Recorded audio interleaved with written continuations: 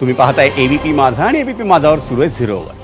Sam constants, Usman Khwaja आणि Marnus Labuschagne तसंच Steve स्मिथनं झळकावलेल्या अर्धशतकांच्या जोरावर ऑस्ट्रेलियानं मेलबर्न कसोटी सामन्यात पहिल्या दिवस अखेर 6 बाद 311 धावांची मजल मारली. पहिल्या दिवसाचा खेळ थांबला त्यावेळी स्टीव्ह स्मिथ 68 आणि पॅट कमिन्स 8 धावांवर खेळत होता. भारताच्या जसप्रीत बुमरानं 75 धावात 3 फलंदाजांना माघारी धाडून पहिला दिवस गाजवला. पण ऑस्ट्रेलियाच्या फलंदाजांनी खेळाचं पारडं आपल्या संघाच्या बाजूनं झुकवलं. सलामीच्या सॅम कॉन्स्टन्सनं 60 तर उस्मान ख्वाजानं 57 धावांची खेळी केली.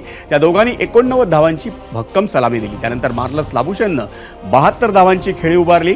उस्मान ख्वाजानं लाबुशेनच्या साथीनं दुसऱ्या विकेटसाठी 65 धावांची भागीदारी रचली. मग स्मिथ आणि लाबुशेननं तिसऱ्या विकेटसाठी 83 धावांची भागीदारी रचली.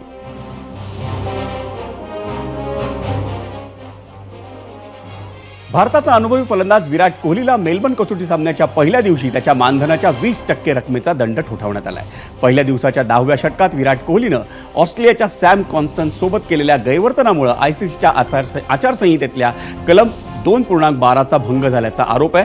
विराटनं जाणीवपूर्वक कॉन्स्टन्सच्या दिशेनं चालत जाऊन त्याला उजव्या खांद्यानं धक्का दिला होता.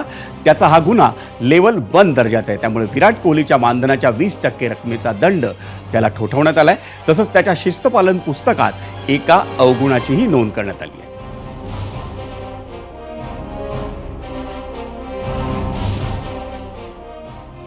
आणि मंडळी, या 2 बातम्यांनंतर झिरो ओव्हर बुलेटिनमध्ये वेळ झाली इथंच थांबण्याची. पण उद्या रात्री 7:56 पुन्हा भेटूयात नव्या राजकीय आणि सामाजिक बातम्या तसंच त्याच्या विश्लेषणासह. पण ताज्या अपडेटसाठी तुम्ही पाहत राहा फक्त आणि फक्त एबीपी माझा.